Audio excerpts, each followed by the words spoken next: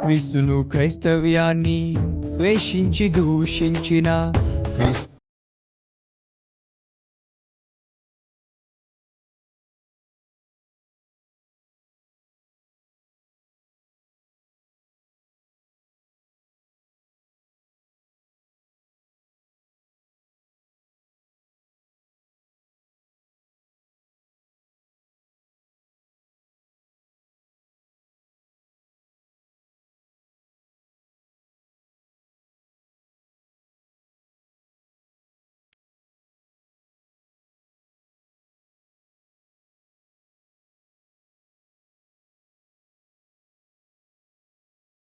చదవండి 11వ వచనం, 3వ పత్రిక 11వ వచనం.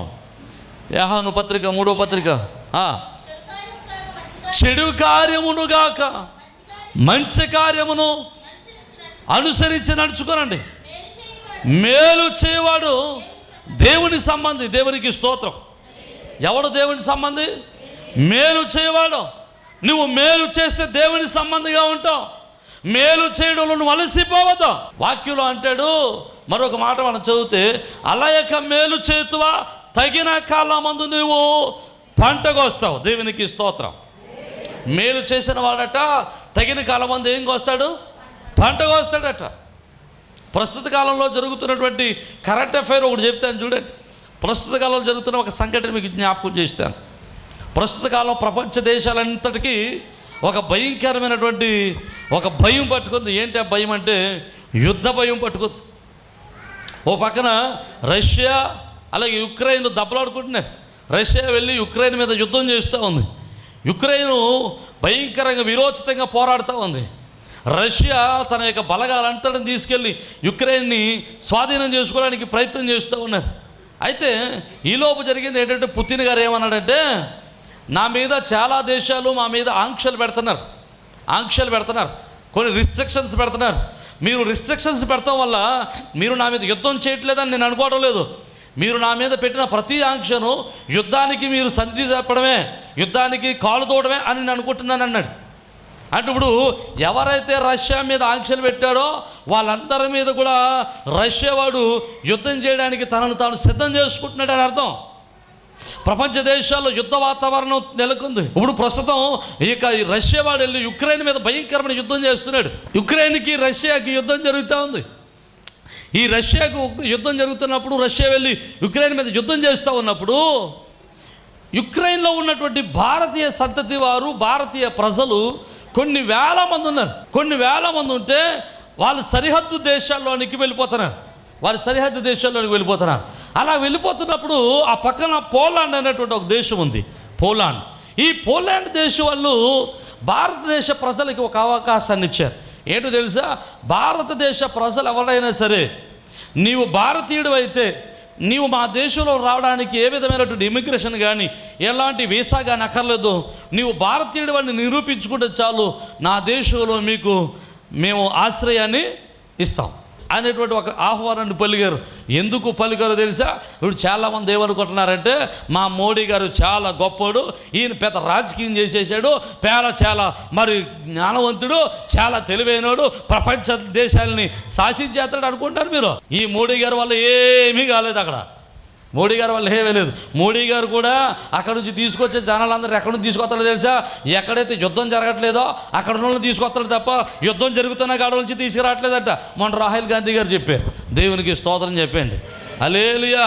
మనకేమనుకుంటున్నామంటే, అయ్యి బాబు యుక్రెయిన్లో ఉన్న వాళ్ళు, యుద్ధంలో ఉన్న వాళ్ళు తీసుకొచ్చేస్తాడని మనం అనుకుంటున్నాం. కానీ అది ఎక్కడంతా అది జరిగేదంతా వేరు.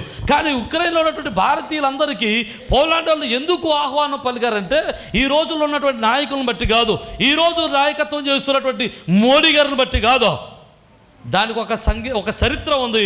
అది చెప్తాను, జాగ్రత్తగా వినడానికి ప్రయత్నం చేయండి. 1947వ సంవత్సరంలో రెండవ ప్రపంచ యుద్ధం జరుగుతుంది.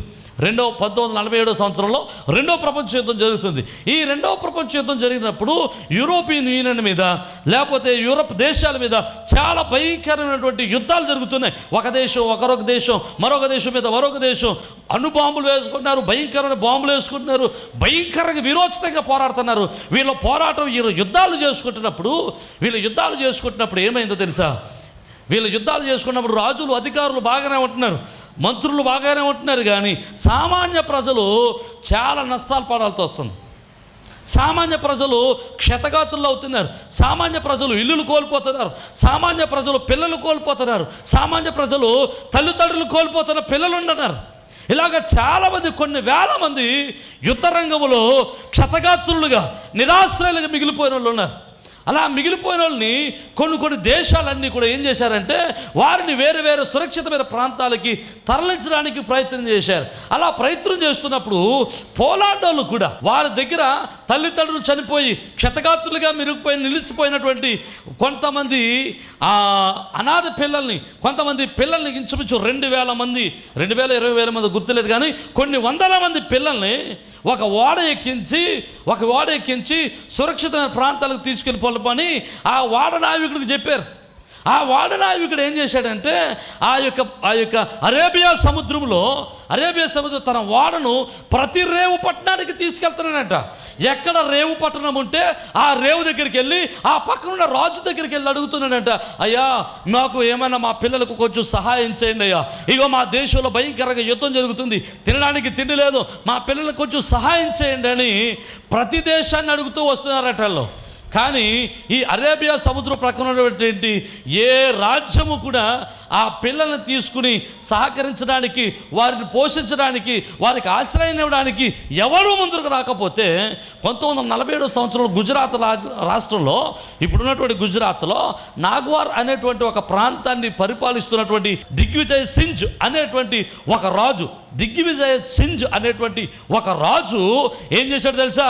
అయ్యా ఆ పిల్లల్ని నేను పోషిస్తాను, ఆ పిల్లలకి నేను ఆశ్రయాన్ని ఇస్తాను, ఆ పిల్లలకి నేను ఆహారం పెడతాను అని చెప్పి ఆ పోలాండ్ నుండి వచ్చినటువంటి ఆ ఓడలో వచ్చిన పిల్లలందరినీ కూడా తన రాజ్యంలోనికి చేర్చుకుని వాళ్ళకి పెద్ద పెద్ద ఆశ్రయాలు కట్టించి, పెద్ద పెద్ద హాస్పిటల్ కట్టించి, ఆ స్కూళ్ళు కట్టించి, ఇంచుమించు 2వ ప్రపంచ యుద్ధం ముగిసిపోయే వరకు కూడా, పరిస్థితులన్నీ చక్కపరచబడే వరకు కూడా ఇంచుమించు 12 నెలలు 13 నెలలు పోషించాడట. అప్పుడు పోషించడానికి కూడా ఆవిడ పరిస్థితులు కూడా ఏం బాగలేదు. భారతదేశంలో కూడా 1947 సంవత్సరంలో స్వతంత్ర పోరాటాలు జరుగుతున్నాయి. తినడానికి తినలేని పరిస్థితిలో ఉన్నారు. అలాంటి పరిస్థితుల్లో ఈ దిగ్విజయ్ సింజ్ అనేటువంటి రాజు ఆ పోలాండ్ నుంచి వచ్చినటువంటి పిల్లలకి ఇక్కడ ఆశ్రయాన్ని ఇవ్వడం వల్ల, ఇక్కడ ఆహారం పెట్టడం వలన, ఇక్కడ వాళ్ళు పోషించడం వలన ఆ రోజు అతను చేసినటువంటి మేలును పోలాండ్ ప్రభుత్వం గుర్తుపెట్టుకుని ఈరోజు భారతీయులు కష్టకాలంలో ఉంటే వారికి ఇప్పుడు ఆశ్రయాన్ని ఇచ్చారు. అర్థమైన వాళ్ళు దేవునికి స్తోత్రం. చప్పలు కొడదాం ఒకసారి. హల్లెలూయా, హల్లెలూయా. ఈరోజు నాయకులు చేసిన పని కాదు ఇది. ఈరోజు నాయకులు చేసినటువంటి గొప్పతనం కాదు. 1947 సంవత్సరంలో దిగ్విజయ్ సింగ్ అనేటువంటి రాజు తన కష్టమంతటిని ఓడ్చి, తన ప్రయాసతను ఓడ్చి ఆ పోలాండ్ నుంచి వచ్చినటువంటి నిరాశ్రయులకు ఆశ్రయం ఇచ్చి మేలు చేయటం వల్ల ఈరోజు కొన్ని తరాల తర్వాత, 70 సంవత్సరాల తర్వాత ఈరోజు ఉన్నటువంటి భారతీయులు పోలాండ్లో ఆశ్రయాన్ని పొందారు. దేవునికి స్తోత్రం చెప్పండి. హల్లెలూయా. నీవు మేలు చేసావా, తగిన కాలమందు నీవు పంట కోస్తావు. నువ్వు మేలు చేసావా, తగిన కాలమందు నీకు దేవుడు సహాయాన్ని చేస్తాడు. నువ్వు చేసిన మేలు ఏదైనా సరే అది ఊరికనే పోదా. నువ్వు చేసిన ప్రతి మేలుగా దేవుడు తమ యొక్క సమయము కొరకు ఎదురు చూసి నీ తరము వారిలోనో, నీ తర్వాత తరము వారిలోనో, నీ పిల్లలకైనాను నువ్వు చేసిన మేలుకు ప్రతి మేలు దేవుడు ఖచ్చితంగా చేస్తాడు. నమ్మిన వారు దేవునికి స్తోత్రం చెబుదాం. హల్లెలూయా. ఈరోజు నువ్వు చేసేటువంటి ప్రతి మేలు దేవుడు చూస్తున్నాడు. నీవు తోటివాడికి నువ్వు ఇచ్చేసేటువంటి సహాయాన్ని దేవుడు చూస్తున్నాడు. ఆపదలో ఉన్న వాడికి నువ్వు చేసేటువంటి సహకారాన్ని దేవుడు చూస్తున్నాడు. సామెతల గ్రంథకర్త 28వ అధ్యాయము 27వ వచనం అంటాడు, బీదలకిచ్చేవానికి లేమి కలుగుదట. ఎవరికి లేమి కలగదు? ఎవరైతే బీదలకు ఇస్తున్నారో, ఎవరైతే ఆశ్రయం లేని వారికి ఇస్తున్నారో, ఎవరైతే కష్టాల్లో ఉన్న వారికి ఇస్తున్నారో, ఎవరైతే నిరాశ్రయులు ఉన్న వారికి సహాయం చేస్తున్నారో వారికట దేవుడు అంటున్నాడు, వారికి లేమి కలుగదు. నమ్ముతున్న వారు దేవునికి స్తోత్రం చెప్పండి. హల్లెలూయా. ఈరోజు నువ్వు ఎదుటివానికి సహకరిస్తే రేపు నీకు దేవుడు మరొక రూపంలో సహాయాన్ని అందిస్తాడు. ఎందుకో తెలుసా? ఆయన నమ్మదగిన వాడు. నమ్ముతున్న వారు దేవునికి స్తోత్రం చెప్పండి. హల్లెలూయా. అందుకనే దేవునికి వాక్యం 30 వచనం అంటాడు, కీడు చేసావా తీర్పును నిలబెడతా. అర్థమైన వాళ్ళు దేవునికి స్తోత్రం చెప్పండి. హల్లెలూయా. ఈరోజు మీరు చేసిన ప్రతి మేలుకు దేవుడు తగిన రీతిలో తగిన సమయమందు మీకు ప్రతిఫలం ఇచ్చునుగాక. మీరు ఎంతైతే గుర్పిల్లు తెరిచారో అంతకు ప్రతిఫలము మీ బిడ్డల జీవితంలో ప్రభు అనుగ్రహించునుగాక. ఇక మనం అలయక మేలు చేస్తూ ఉందుముగాక. మనం అలయక అనేక మందికి సహకారులుగా ఉందుముగాక. అలయక మేలు చేశామా తగిన కాలమందు మనం పంట కోస్తాం. దేవునికి స్తోత్రం చెబుదాం. హల్లెలూయా. అలయక మేలు చేస్తూ తగిన కాలమందు మనము పంట కోతుముగాక. బిగ్గరగా దేవునికి స్తోత్రం చెబుదాం. హల్లెలూయా. దేవుడు అన్యాయస్తుడు కాదా. ఇక మూడో విషయాన్ని మీకు జ్ఞాపకం చేస్తాను. యెషయా గ్రంథం 40వ అధ్యాయము 30-31 వచనాలు చూస్తే, యెహోవా కొరకు ఎదురు చూచు వాటలో అలయక ఉండాలట. యెహోవా కొరకు ఎదురు చూచటలో అలయకుండా ఉండాలి. దేవుడు చేయాలనుకున్న మేలు, దేవుని దగ్గర ఒక మేలును పొందుకోవాలనుకున్నప్పుడు, దేవుని దగ్గర ఒక విషయం కొరకు ప్రార్థన చేసేటప్పుడు, దేవుని దగ్గర ఒక అవసరం కొరకు దేవుని దగ్గర విజ్ఞాపన చేసేటప్పుడు నువ్వు ఎలా ఉండాలట? అలయక ఎదురు చూడాలి. దేవునికి స్తోత్రం. ఎలాగ ఎదురు చూడాలి? అలసిపోకుండా ఎదురు చూడాలా. అందుకనే విసుగక ప్రార్థన చేయమని ప్రభువు చెప్పాడు. ఎలా ప్రార్థన చేయాలి? విసుగాక, అలసిపోకుండా ప్రార్థన చేయాలి. అలసిపోకుండా దేవుని కొరకు ఎదురు చూడాలి. అబ్రహాము అలసిపోలేదు. ఎప్పటి వరకు ఎదురు చూచాడు? శరీరం ఉడిగిపోయే వరకు ఎదురు చూచాడు. శరీరం ఉడిగిపోయినప్పటికీ అతడు దేవుని సన్నిధిలో ఎదురు చూడడం అలసిపోలేదు కనుక ఉడిగిపోయిన శరీరాన్ని, కుళ్ళిపోయిన తన యొక్క పాడైపోయిన శరీరాన్ని, మరి శరీర ధర్మము నిలిచిపోయిన తన శరీరములో నూతన జీవాన్నిచ్చి, నూతన శక్తినిచ్చి, నూతన బలాన్నిచ్చి, నూతన యవన బలాన్నిచ్చి దేవుడు వారికి చక్కటి బిడ్డను అనుగ్రహించాడు. దేవునికి స్తోత్రం చెప్పండి. హల్లెలూయా. దేవుడు దావీదుకి వాగ్దానం చేశాడు, దావీదా నిన్ను సౌలు తర్వాత రాజుని చేస్తానని. రాజుని చేస్తారన్న తర్వాత సౌలు వెంటనే వెళ్ళి సింహాసనం మీద కూర్చోలేదు. ఇంచుమించు 7 సంవత్సరాలు సౌలు దగ్గర దావీదు పోరాడుతూనే ఉన్నాడు. తాను దేవుడిచ్చిన వాగ్దానం కొరకు ఎదురు చూస్తూనే ఉన్నాడు. ఎదురైన ప్రతి శ్రమలో దేవుని వాగ్దానం కొరకు ప్రయత్నం చేస్తూనే ఉన్నాడు. దేవుని మీద ఆనుకుని ఉన్నాడు గనుకని ఎదురు చూడడంలో అలసిపోకుండా ఉన్నాడు గనుక దేవుడు చేసిన వాగ్దాన ఫలితముగా దేవుడు దావీదు సింహాసనాన్ని పొందుకున్నాడు. దేవునికి స్తోత్రం. హల్లెలూయా. ఈరోజు దేవుని కొరకు ఎదురు చూస్తున్న ప్రియమైన సంఘమా, దేవుని దగ్గర మేలు పొందుకోవాలని ఎదురు చూస్తున్న ప్రియమైన దేవుని బిడ్డ, దేవుని దగ్గర ఆశీర్వాదం పొందుకోవాలని ఎదురు చూస్తున్న ప్రియమైన దేవుని బిడ్డ, మీకు ఒక మాట చెబుతున్నాను. దేవుని దగ్గర ఎదురు చూడడంలో అలసిపోవద్దు. నాకు ఇక దేవుడు మేలు చేయడేమో, ఇక దేవుడు నా ప్రార్థన ఆలకించడేమో, దేవుడు ఇక నా ప్రార్థనకు సమాధానం ఇవ్వడేమో, దేవుడు ఇక నాకు ఆశీర్వాదాన్ని ఇవ్వడేమో, నన్ను ఇక దేవుడు పట్టించుకోడేమని నువ్వు అలసిపోవద్దా. తగిన కాలమందు ఖచ్చితంగా దేవుడు నీ కోరికలను సఫలపరచునుగాక. నమ్ముతున్న వారి దగ్గరగా దేవునికి స్తోత్రం చెప్దాం. హల్లెలూయా.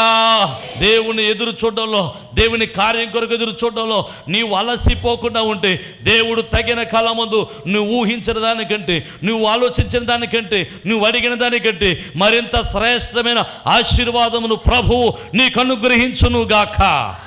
దగ్గరగా చాపలు కొడుతూ దేవుని నామాన్ని మహిమపరుద్దాం. హల్లెలూయా. ఇక 4వది జ్ఞాపకం చేసుకుందాం. ఫిలిప్పీయులకు రాసినటువంటి పత్రిక 4వ అధ్యాయం 16వ వచనాన్ని చదువుకుందాం. ఫిలిప్పీయులకు రాసిన పత్రిక 4వ అధ్యాయము 16వ వచనం. ఏలయనగా దెస్సలోనికలో కూడా మీరు మాటి మాటికి నా అవసరం తీర్చుటకు సహాయము చేసిరి. అపోస్తులుడైన పౌలు సంఘంతో మాట్లాడుతున్నాడు. దెస్సలోనిక సంఘమా, దెస్సలోనికలో ఉన్న మాసిదోనియ సంఘమా, మీరు నా అవసరం తీర్చడానికి, నా కష్టకాలంలో నాకు తోడుగా ఉండడానికి, నేను చేసే పరిచర్యలో నాకు తోడుండడానికి, నేను చేసే పరిచర్యలో నాకు సహకారులుగా ఉండడానికి మీరేం చేశారట? మాటి మాటికి సహాయము. ఆమేన్. ఎలా చేశారు?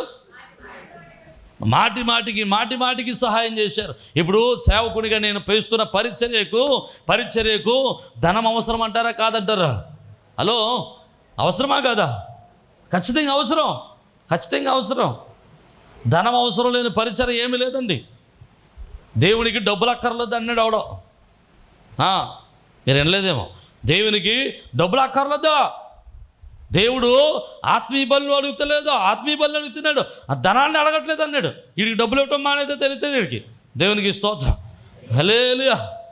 అదండి, కూడి ఎక్కడి నుంచి వస్తుందో, మైక్ ఎక్కడ వస్తుందో, కరెంట్ బిల్లు ఎక్కడి నుంచి వస్తుందో కదా తెలుస్తుంది. ప్రియమైన దేవుని బిడ్డారా, అంటే వీడి ఉద్దేశం ఏంటంటే ఎలాగోని పక్కోడిని ఏదో ఒకటి చేసి వంక చేసి కొట్టేద్దామని చూస్తుంటాడు. వీడికి తెలియట్లేదు పాపం, వీడు కొత్త ఈడే తీసుకుంటున్నాడు. అదే దేవునికి స్తోత్రం చెప్పండి. దేవుడు ఆత్మీయ స్థితినే కాదు, ధనాన్ని కూడా దేవుడు అడుగుతున్నాడు. దేవునికి నువ్వు ఇవ్వాల్సిందే. దేవునికి ఇస్తే దేవుని పని జరుగుతుంది. దేవునికి స్తోత్రం. హల్లెలూయా, హల్లెలూయా. ఏమండి, ఈరోజు నేను బండి వేసుకుని మీ దగ్గర రావాలి, సైకిల్ వేసుకుని రావచ్చు అంటే నేనేం చేయను, మరి నాకు బండి ఉంది, మరి నడిచిరామంటే నడిచి వస్తా, నాకు అభ్యంతరం లేదు, కానీ నడిచి వచ్చినా ఖర్చు అవుద్ది. దేవునికి స్తోత్రం. హల్లెలూయా. నువ్వు బండి వేసుకుని వస్తాం, బండి వేసుకొచ్చినప్పుడు బండిలో పెట్రోల్ లేకుండా వస్తుందా? చెప్పట్లేదు, రాదు కదా. ఈరోజు వాక్యం చెప్తున్నాం, ఈరోజు ప్రార్థన పెడుతున్నాం, ఈరోజు మన ఫ్యాన్ కింద కూర్చున్నాం, ఫ్యాన్ ఊరుకుని తిరుగుతాయా? చెప్పట్లేదు మీరు, తిరగ కదా. మైకా ఉంది, మైక్ ఏమైనా ఊరుకుని వస్తుందా? కంపెనీ కూడా ఎవరైనా ఊరుకుని ఇస్తాడా? ఎవడో. లైట్లు వేసావు, లైట్లు ఏమైనా ఊరుకు వస్తాయా? ఫోన్ ఎన్నింటికి పని చేయడానికి కరెంట్ ఏమైనా ఊరుకుని ఇస్తాడా గవర్నమెంట్ వాడు? చెప్పట్లేదు. ప్రతి ఇంటికి ఊరికి కరెంట్ వస్తుంది, కానీ చర్చికి కరెంట్ ఊరుకులేదు. చర్చిలకు ఊరికనే ఇవ్వట్లేదు, ఇంటికి కరెంట్ ఊరికని ఇచ్చినా కానీ లైట్లు వేసుకోవట్లేదు. మీరు అది దరిద్రం. దేవునికి స్తోత్రం కదా. ఇంటికి కరెంట్ ఫ్రీయే, అయినా కానీ లైట్లు వేసుకోము. ఎందుకో మరి నాకు అర్థం కాదు. రైట్. ప్రియమైన దేవుని బిడ్డలారా, చర్చికి ఊరికి ఇస్తే బాను, చర్చికి ఏమో మీకు అందరికీ ఫ్రీకి ఇచ్చి ఈ డబ్బులన్నీ ఇలాంటి వాటి మీద అవుతున్నాడు ఆడు. దేవునికి స్తోత్రం చెప్పండి. హల్లెలూయా. ప్రియమైన దేవుని బిడ్డలారా, జాగ్రత్తగా వినండి. జాగ్రత్త కొన్ని విషయాలు చెప్తాను, జాగ్రత్తగా వినండి. దేవుని పరిచర్య జరగడానికి డబ్బులు అవసరం. డబ్బులు లేకుండా దేవుని పరిచర్య జరగదు. ఈరోజు నేను బట్టలు కుట్టించుకోవాలంటే డబ్బులు కావాలి. సంఘము మంచిదైతే సేవకుడు ఉన్నతంగా ఉంటాడు. సేవకుడు ఉన్నతంగా లేడు అంటే, ఈ సంఘము సేవకుడు ఈశ్వరమంట ఉన్నాడంటే సంఘం కూడా ఎలాగ ఉంది? చెప్పట్లేదా? వాడికి సరైన మంద లేదు. ఆ మంద పాలు ఇచ్చే మంద కాదు, ఆ మంద డబ్బులు ఇచ్చే మంద కాదు. ఇవన్నీ గొడ్డుపోయిన గొర్రెలు. దేవునికి స్తోత్రం చెప్పండి. హల్లెలూయా. పనికిరాని గొర్రెలు అనమాట. పనికిరాని గొర్రెలు ఉంటేనే సేవకుడు ఎలా ఉంటాడంటే ఈశ్వరమంట ఉంటాడు. అర్థమైన వాళ్ళు దేవునికి స్తోత్రం చెప్పండి. హల్లెలూయా. ఈరోజు నేను వేసుకునే ప్రతి వస్తువు, నేను ధరించే ప్రతి వస్తువు, లేకపోతే నేను వాడే ప్రతిదీ కూడా సంఘము ద్వారా దేవుడు ఇచ్చింది. నమ్ముతున్న వారు దేవునికి స్తోత్రం చెప్పండి. హల్లెలూయా, హల్లెలూయా. ప్రియమైన దేవుని బిడ్డల వాక్యం చెబుతున్నాడు, మాటి మాటికి ఆ యొక్క సంఘం ఏం చేసిందట? సేవకునికి సహకరిస్తూనే ఉన్నారట. దేవునికి స్తోత్రం చెప్పాలా? హల్లెలూయా. క్రిస్మస్ జరిగింది, క్రిస్మస్ గుప్పెలు తెరిచారు. మళ్ళీ సభలు జరిగాయి, సభలకు గుప్పు తెరిచారు. సత్యమ గోళంలో సభలు జరిగాయి, మళ్ళీ గుప్పులు తెరిచారు. మళ్ళీ తట్లు వాళ్ళ పెట్టి సభలు జరిగాయి, మళ్ళీ గుప్పులు తెరిచారు. మళ్ళీ 40 రోజుల కోటలు జరుగుతున్నాయి, మళ్ళీ సభ గుప్పెలు తెరుతున్నారు. మళ్ళీ 40 రోజుల కోటల్లో మళ్ళీ ఇంకో పని ఏంటిది? ఎవరికో సహాయం చేయాలి, మళ్ళా గుప్పులు తెరిచారు. ఇలా గుప్పులు తెరిచిన ప్రతి గుప్పెలను దేవుడు ఆశీర్వదించును గాక. హల్లెలూయా, హల్లెలూయా. అయిపోయిందనుకో, ఒకటి ఇంకా ఉన్నాయి చాలా, ఇంకా సంవత్సరానికి ఇంకా చాలా ఉన్నాయి. మాసిదోనియాలో ఉన్నటువంటి సంఘము, దెస్సలోనికలో ఉన్న సంఘము ఏం చేస్తున్నారట? ఎలాగా? మాటికి ఆదివారం కానిక, సోమవారం కానిక, మంగళవారం కానిక, బుధవారం కానిక, శనివారం కానిక ఇస్తానే ఉన్నారట. అలా ఇస్తానే ఉన్నారు కనుకనే అపోస్తలుడైన పౌలు ప్రపంచ దేశంలో ఉన్నటువంటి అనేక దేశాలు తిరిగి దేవుని కొరకు బలమైన సేవను చేయగలిగాడు. దేవునికి స్తోత్రం చెప్పండి. హల్లెలూయా. సంఘం ద్వారా ఘనమైన కార్యాలు జరుగుతున్నాయంటే అర్థమేంటో తెలుసా? సంఘము ఇచ్చే సంఘము గనుక, సంఘము సహకరించే సంఘము గనుక, దశలోనికి సంఘం వల్ల దాతృత్వం కలిగిన సంఘము గనుక సంఘంలో దేవుడు అద్భుతమైన కార్యాలు దేవుడు జరిగిస్తూ ఉంటాడు. నమ్ముతున్న వారు దేవునికి స్తోత్రం చెప్పాలా? హల్లెలూయా, హల్లెలూయా. ప్రియమైన దేవుని బిడ్డలారా, మాసిదోనియా సంఘం వాళ్ళు మాటికి ఇస్తున్నారంటే కొంతమంది ఉంటారండి. ఈ మాట అంటే లైవ్లో ఎప్పుడు చెప్పలేదు కాబట్టి మాట చెప్తాను జాగ్రత్తగా అన్నాడు. కొంతమంది ఉంటారు ఎట్లా అంటే, నేను ఎక్కడ ఇవ్వాలో అని, నేను ఇవ్వకుండా ఉండాలంటే ఇచ్చేవాళ్ళు చెడగొట్టేయాలని ఇచ్చేవాళ్ళు చెడగొట్టేస్తారు. అరే అర్థమైందా మీకు? ఇప్పుడు నేను ఇవ్వాలనుకోండి, నేను ఇవ్వటం మానేయాలంటే ఏం చేయాలి? ఇచ్చేవాళ్ళు చెడగొట్టే, ఇవ్వకుండా చేసేయాలి. ఇవ్వకుండా చేసేస్తే నేను ఒకళ్ళు వద్దనమాట అనుకునే వాళ్ళు కూడా ఉంటారు సంఘంలో. అంటే మన సంఘంలో కాదు, మన సంఘంలో ఇచ్చేవాళ్ళు కనుక నేను అంత డబ్బులు అక్కడ ఇచ్చాం. అర్థమైన వాళ్ళు దేవునికి స్తోత్రం. మీ గురించి మాట్లాడలేదు, లైవ్లో ఉన్నాం కదా, చాలామందికి చాలా సంఘాలు ఉన్నటువంటి పిసినారులకు ఉపయోగపడతాయని చెబుతున్నాను నేను. దేవునికి స్తోత్రం చెప్పండి. హల్లెలూయా, హల్లెలూయా. ప్రియమైన దేవుని బిడ్డలారా, దశలోనిక సంఘము మాటి మాటికి దేవుని సంఘానికి, దేవుని యొక్క సహకారానికి, దేవుని పనికి ఇస్తూనే ఉన్నారట. ఇచ్చేటప్పుడు నీకే, నువ్వు ధనవంతుడు, నీకే బలవంతుడు, నీకే కొయిటవాడు, నీకే ఉద్యోగస్తుడు అంటారు చాలామంది. కానీ దశలోనిక సంఘం ఎలాంటి వాళ్ళు తెలుసా? మాసిదోనిలో ఉన్నటువంటి సంఘం ఎలాంటి వాళ్ళు తెలుసా? చదవండి ఒకసారి. కొరింథీయులకు రాసిన పత్రిక 2వ పత్రిక. కొరింథీయులకు అపోస్తలుడైన పౌలు కొరింథీయులకు రాసినటువంటి 2వ పత్రిక. అపోస్తలుడైన పౌలు కొరింథీ సంఘానికి రాసినటువంటి 2వ పత్రిక. అపోస్తలుడైన పౌలు కొరింథీ సంఘానికి రాసినటువంటి 2వ పత్రిక 8వ అధ్యాయం 1వ వచనం చదవండి. సహోదరులారా, మాసిదోనియా సంఘమునకు అనుగ్రహింపబడి ఉన్న దేవుని కృపను గురించి మీకు తెలియజేయుచున్నాం. ఎలాగనగా వారు బహుశ్రమల వలన పరీక్షింపబడగా అత్యధికముగా సంతోషించిరి, మరియు వారు నిరుపేదలైనను వారి దాతృత్వము బహుగా విస్తరించాను. దేవునికి స్తోత్రం. వారు ఎలాంటి వాళ్ళట చెప్పట్లేదు. వాళ్ళు ఎలాంటి వాళ్ళు? నిరుపేదలు. నిరుపేదలు అంటే ఎటువంటి వాళ్ళు? నిరుపేదలు అంటే ఇక్కడ ఎవరైనా ఉన్నారు? నిరుపేదలు ఎవరు ఉన్నారు ఇక్కడ? నిరుపేదలు ఎవరైనా ఉన్నారా? పోనీ పేదలు ఎవరైనా ఉన్నారు ఇక్కడ? అందరూ ఉన్నవాళ్ళమే కదా అక్కడ. అందరూ డబ్బులు ఉన్నవాళ్ళం. ఇక్కడ పేదోడు అంటే ఎవడో లేడు. దేవునికి స్తోత్రం. హల్లెలూయా. పేదోడు అంటే ఎవడు లేడు ఇక్కడ. కానీ మాసిదోనిలో ఉన్నటువంటి దశలోనిక సంఘము ఎలాంటిదట? నిరుపేదలట. నిరుపేదలంటే తినడానికి సరైన తిండి లేని వాళ్ళు, కట్టుకోవడానికి సరైనటువంటి బట్టలు లేని వాళ్ళు, ఉండడానికి సరైన నివాసం లేని వాళ్ళు, ఎవరో దయదలిచి ఇస్తేనే కానీ బ్రతకలేనటువంటి పరిస్థితిలో ఉన్నవాళ్ళు, ఇలాంటి నిరుపేదలట. వాళ్ళు దాతృత్వాలు ఎలా ఉన్నారట? బహు గొప్పగా ఉన్నారట. దేవునికి స్తోత్రం. వారి దాతృత్వం బహుగా విస్తరించిందట. కింద రాస్తాడు, వారు తమ సామర్థ్యము కంటే ఎక్కువగా ఇచ్చారట. దేవునికి స్తోత్రం. మనం దేవునికి ఇచ్చేటప్పుడు కొన్ని ఆలోచన చేస్తాం. ఎలాగో తెలుసా? మనం ఎంత ఇవ్వగలం, మన ఉద్యోగం ఎంత, మన జీతం ఎంత, మన ఖర్చు ఎంత, ఇవన్నీ ఆలోచించి సర్లే 100 రూపాయలు ఇచ్చేద్దామా, కోటలు జరుగుతున్నాయి, ఎంత ఇద్దామేంటి అని అడుగుతారు పక్కన. ఎంత ఇద్దాం అంత 50 రూపాయలు ఇచ్చేదాలే. అయ్యి బాబోయ్, అసలు ఇంక 50 రూపాయలు ఎవడో ఇంకా దేశంలో నువ్వు తప్ప. అదా దేవునికి స్తోత్రం. అలా అనిపిస్తూ ఉంటుంది. అసలు నువ్వు ఎప్పుడైనా ఇవ్వాలనుకున్నప్పుడు, దేవుని పనికి ఇవ్వాలనుకున్నప్పుడు, దేవుని పనికి ఖర్చు పెట్టాలనుకున్నప్పుడు ఎప్పుడు పక్కోడిని అడగొద్దు. దేవుడు నిన్ను ప్రేరేపించిన కొలది దేవుడు గుప్పులు తెరిస్తే దేవుడు నీ దోషాల నిండా దేవుడు ఆశీర్వదిస్తాడు. నమ్మిన వారు దేవునికి స్తోత్రం చెప్పండి. హల్లెలూయా. దేవుని పనికిచ్చిన వారిని దేవుడు ఆశీర్వదిస్తాడు. అందుకని అంటాడు, మీరు ఈ విధంగా చేసి నన్ను శోధించండి, ఆకాశ వాక్యం నలిపి పట్టరానన్ని దీవెనలు మీరు లేదా కుమ్మరిస్తాను. దేవునికి స్తోత్రం. హల్లెలూయా. మీకు ఇంకో మాట చెప్తాను. నీకు మేలు చేస్తే నీకు మేలు జరుగుద్ది. నువ్వు మేలు చేస్తే మేలు జరుగుద్ది. నువ్వు పరిచర్య చేస్తే దేవుడు నీ జీవితంలో కార్యం చేస్తాడు. నువ్వు డబ్బులు ఇస్తేనే నీ జీవితంలో డబ్బులు వస్తాయి. అర్థమైందా మీకు? నువ్వు ఏ పంట విత్తుతావో అదే పంట కోస్తావు. నువ్వు డబ్బులు అనే పంట విత్తుతావా, ధనం అనేటువంటి పంటను విత్తుతావా? ధనం అనేటువంటి పంటనే. అర్థమైన వాళ్ళు దేవునికి స్తోత్రం చెప్పండి. హల్లెలూయా.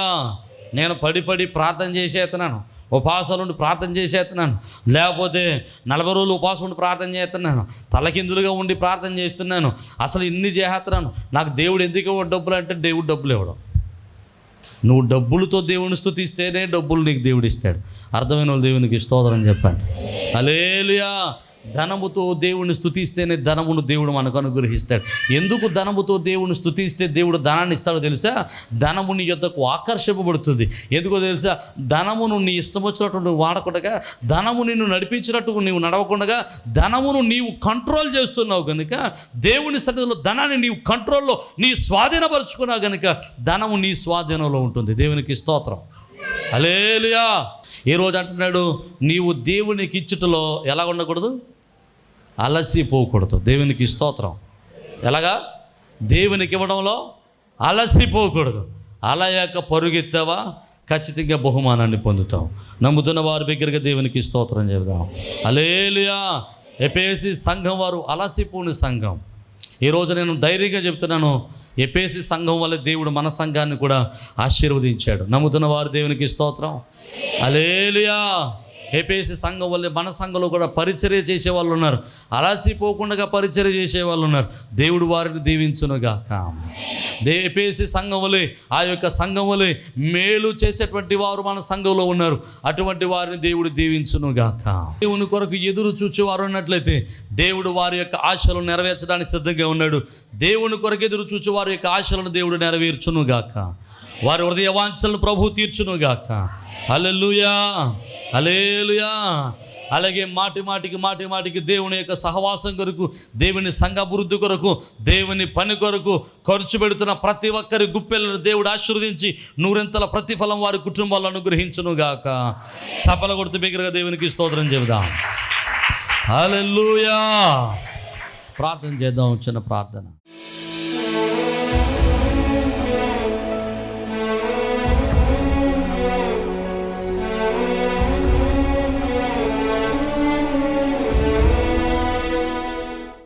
పరిశుద్ధులు అయిన తండ్రి, కృప కలిగిన ప్రభువా, నీకే వందనాలు నాయన. వినిన వాక్యాన్ని మా హృదయాలు నాటిపచ్చేయండి అయ్యా. నీ దయా వర్షాన్ని మేము మీద కుమరించండి.